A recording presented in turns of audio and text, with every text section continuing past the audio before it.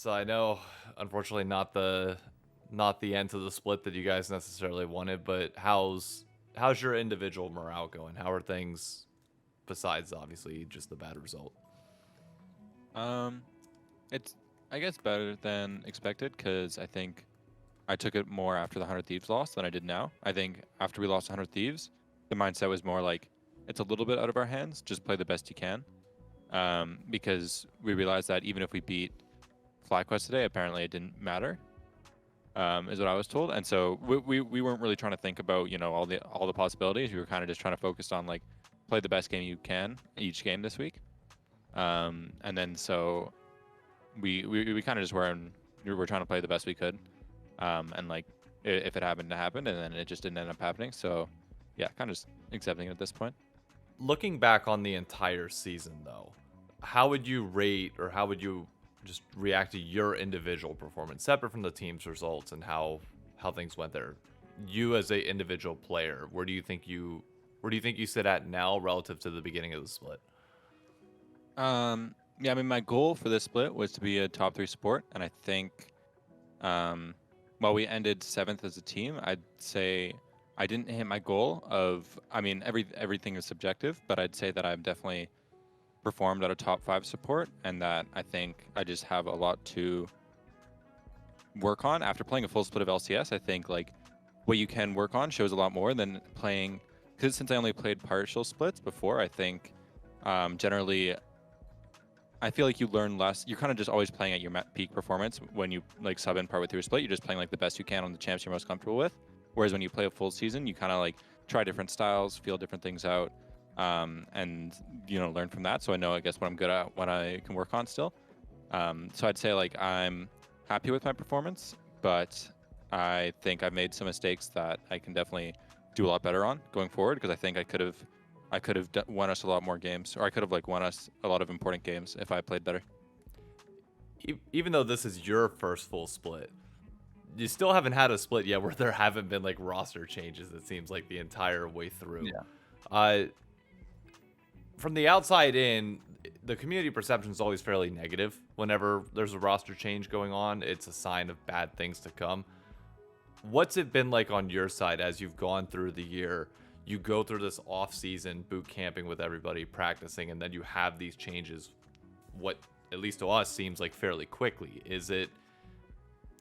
What's it like going through that? I mean, it's never ideal. I think to make a like you never want to make a change. It's kind of just if you need to make a change in the team. So I think it's just kind of irrelevant on whether I agreed with them or not, and more so that like as a player, you're kind of always trying to show your value to the team, why they bought you essentially, and why you want to perform because of that. So for me personally, I just try and ignore everything that's going on around me and always be a competitor and show up on every game. So I think for me it affects me a lot less than maybe the other players who are so focused on getting the best team they can around them, and then because of that they feel enabled to play better. I think for me it's just about I don't ultimately have the call at the end of the day. So I just do what I can with the pieces that are given to me, and yeah. There's obviously things with TSM are very up in the air right now. I'm not sure how in tune you are with the general structure of the org or things around it, but you have Dominic no longer with TSM. You have Walter announcing today that he's no longer going to be a part of TSM. Does that have an impact on you guys as players? Like, are you able to tune that out, or does the noise internally have any effect? I think I try and tune it out the best I can. I know it can definitely affect some players, and I've seen that firsthand. But I think, yeah, I mean, again, to what I said earlier, you just try and play the best you can. But it was tough, especially for Dominic for me, because he was a really good guy around the office, a great personality, and like a great leader.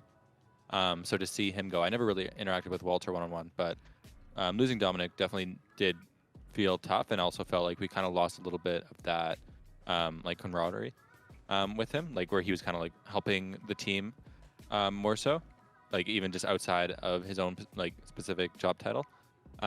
So like yeah, it does raise questions in your mind. But when I get on stage, I guess I'm only focusing on the game. So Did did they have somebody come in and replace him halfway, or has nobody filled that spot? I don't believe anybody has filled that spot. I'm not sure though. Interesting to know. I don't know. I don't know. I don't want to talk too much on the TSM situation because honestly, I kind of feel bad for you guys and all the drama that's going on. Uh, from a fan perspective, is there anything that you hope fans take away from you this split outside of your performance on Champions, in game, etc.? Like you as an individual, what's one thing that you hope fans have a perception of you of? If that makes sense. I like to consider myself a good teammate. I think it's important to me, and everyone has their weaknesses. And I think the biggest thing I learned this split is that as the stakes get really high, I can get a little bit defensive in review. I think generally I'm really good at receiving feedback, but if it's a high stakes situation, I can be like difficult in review immediately after. I think like once I can clear my head. So I think knowing that I can like give myself more time so that if it is an important discussion and I think I want it to be productive, I can ask what I need out of that and also work on why I got defensive in the first place. But I think outside of that, I'm a very good teammate and I'd say I'm proud of my individual performance. I feel like the last game, for example, I don't think like Heimerdinger really did anything. And I was just, but it's like, I guess a lot of the time when you're not on a top team and you're a rookie that comes into it, it's hard to shine because you're not going to have like strong or like $20 million roster like TL with like all these different like super high valued players that you just need to enable. And so I think like I guess I see my growth relative to Ayla and Busios, where they came in on these like Ayla comes in on this super team of FlyQuest and Busio gets promoted on this 100 Thieves roster. And credit to them, they played well in Academy. But I think we all kind of came up at the same time in terms of our performances in Academy. I think we were all the best players in our roles. Obviously, I don't think it matters what I say about who's better than who in that because I'm obviously biased. That's a fair assessment, though. Like anybody that's watched Academy would generally lump you guys all together like that, I would say. Yeah, and then they got promoted respective to their teams as like a clean 5, and for me, I got subbed in halfway through to Golden Guardians first, and then this team after. So I just think it's important to see the positions around.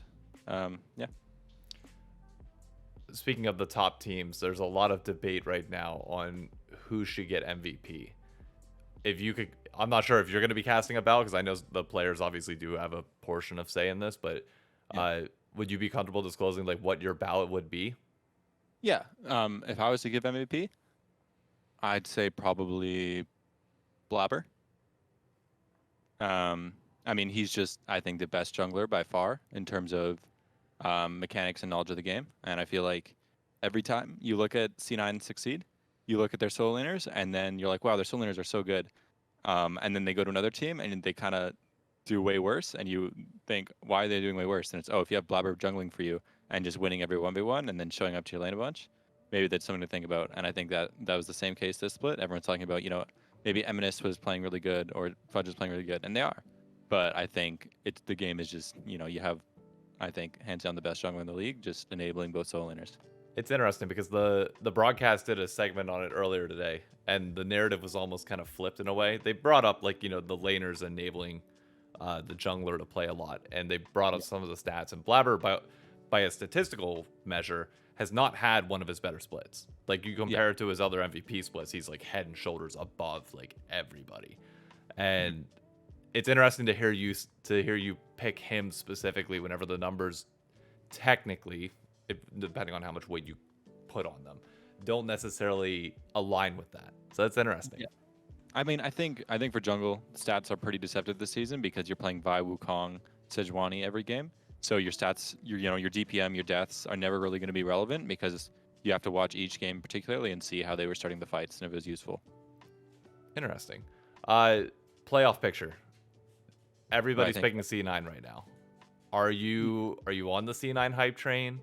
Who, like, if you were given $1 million right now, and you were told to pick a team that's you could either pick C9 or the field, so you get everybody else in playoffs or C9. Which one do you put it on? I'd still probably say C9, but I'd say, I don't know, for the sake of like, I think it's boring to everyone that everyone says C9. I'd say probably EG is going to be second. I think FlyQuest has dropped a significant amount, and I think everybody sees that. And then after that, it's like Golden Guardians, but I just don't think they can keep up with C9 and EG too. But EG just has had, JoJo kind of running it down to mid game, and then also COVID.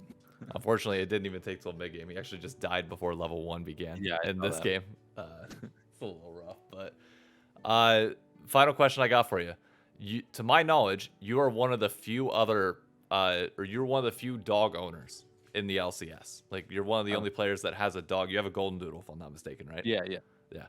What's it like trying to balance having a pet and trying to play video games for 12 to 14 hours a day? Well, I don't actually have him with me here in the States. Oh, So yeah, no, I wish I did, but he's back home with my parents just because, I think when yeah, like he's my dog and I, trained him and everything and, walk him when I'm back home. But just during the season, I think it's unrealistic for me to, I don't want to keep him in an apartment for 10 hours a day. Like, unless I could bring him to the office, and it's something I've talked to every team I can about. Like, I don't think it's realistic and not a good life for a dog to have. Like, like he's a bigger dog, he needs yeah. to be exercised, and I can't give that to him if I'm practicing the amount I should be. Well, hopefully get him over here soon. I Yeah, I couldn't imagine being separated from either of my dogs. That would kill me on the inside. So, yeah, it's tough for sure. any off-season plans you got? Anything you just want to do and chill and hang out with? Um, One of my best friends is having a wedding, so I can't wait to do that.